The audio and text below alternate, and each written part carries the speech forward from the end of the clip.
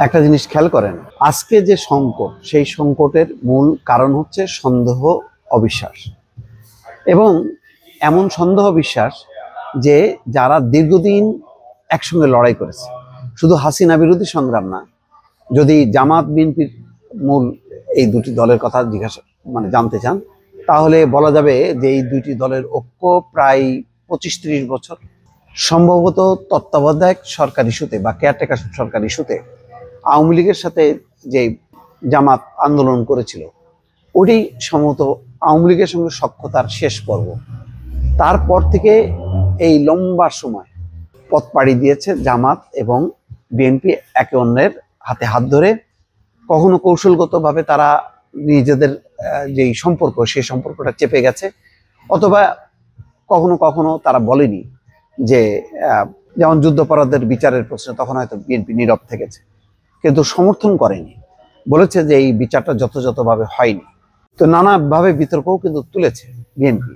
ঐক্য ফ্রন্টের মাধ্যমে তো যেই নির্বাচনটা ছিল, জামাতের সম্ভবত 18 জায়গায় বা 36টা জায়গায় দানের শীষ প্রতীক নিয়ে জামাত নির্বাচন করেছে। সেই ঐক্য কোথায় চলে গেল? কেন সন্দেহ, কেন অবিশ্বাস, সেটা বোঝা যাচ্ছে না। আজকে মির্জা ফখরুল ইসলাম আলমগীরের কণ্ঠেও কিন্তু সেটা প্রতিফলিত হয়েছে।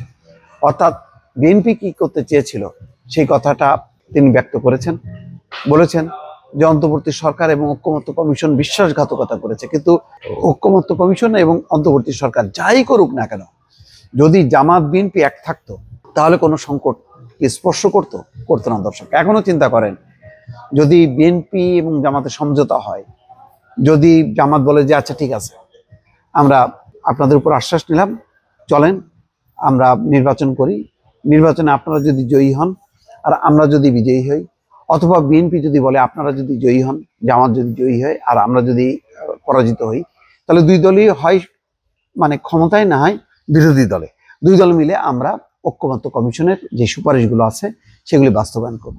তাইলে এই যে জুলাই সনদ বাস্তবায়নে সাংবিধানিক আদেশ, গণভোট, কোনো কিছুই লাগতো না। একটাই জিনিস লাগতো, সেটা হচ্ছে নির্বাচন। অথচ এই জাতীয় নির্বাচনটাই কিন্তু আসল। এই গণভোট বলেন, সাংবিধানিক আদেশ বলেন, কোনো কিছুই থাকবে না যদি নির্বাচিত পার্লামেন্ট সার্বভৌম, তারা যে কোনো আগের অধ্যাদেশ যে কোনো কিছু উল্টায় দিতে পারে। এবং তার বহু নজির আছে। শেখ হাসিনা ক্ষমতার অপব্যবহার করে সংসদে তার সংখ্যাগরিষ্ঠতার যে অপব্যবহার, সেই অপব্যবহারের জোরে তত্ত্বাবধায়ক সরকার ব্যবস্থার মতন একটা গুরুত্বপূর্ণ যেই ব্যবস্থায় সবার সম্মতি ছিল, তারপরেও কিন্তু সেটা তারা বাতিল করেছে। সুতরাং সামনের যদি সেই রাজনৈতিক তিক্ততা থাকে, তাহলে জামাত বা বিএনপি ঐক্যমত্য কমিশনের এই সুপারিশগুলি রাখবেই এমন কোনো কিছু নিশ্চয়তা কি কেউ দিতে পারে না। কারণ সংসদের উপর কিন্তু কোনো কথা নেই। সংসদ হচ্ছে একদম তার সার্বভৌম ক্ষমতা, আইন এবং সংবিধানের নানান ধারা সংশোধন করা। যদি কখনো সেই ধারাগুলো সাংঘর্ষিক হয় সংবিধানের সঙ্গে, সুপ্রিম কোর্ট তখন সেটার ব্যাপারে বক্তব্য দিতে পারে বা আদেশ দিতে পারে। এছাড়া অন্য কোনোভাবে সম্ভব না।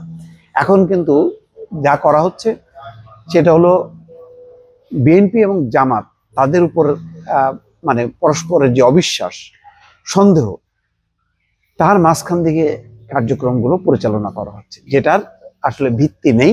কিন্তু যেটা হচ্ছে, এর ফলে সাংবিধানিক আদেশের নামে, গণভোটের নামে মূল যে জাতীয় নির্বাচন, একটা সুষ্ঠু ভালো নির্বাচন হবে, উৎসবমুখর নির্বাচন হবে, সেই উৎসবমুখর নির্বাচনটা পিছিয়ে যাচ্ছে বা তার একটা অনিশ্চয়তা দেখা দিচ্ছে। দেখেন, এখানে মির্জা ফখরুল কি বলছেন, যে আমাদের মতভেদ থাকলেও মূল যে সনদ, সেই সনদে আমরা স্বাক্ষর করেছিলাম।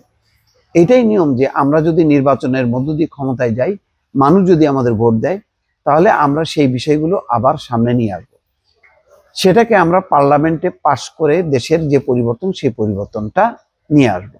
কিন্তু দুর্ভাগ্যজনক হচ্ছে, সেটা আর হচ্ছে না। এই কারণে জামাত, এনসিপি তারা মূলত বলার চেষ্টা করছে যে বিএনপি ক্ষমতায় আসলে সে কথা রাখবে না, সে আওয়ামী লীগের মতো নিয়ে আচরণ করবে। তাহলে এই 15 বছরের আন্দোলন, সংগ্রাম সবকিছু বৃথা।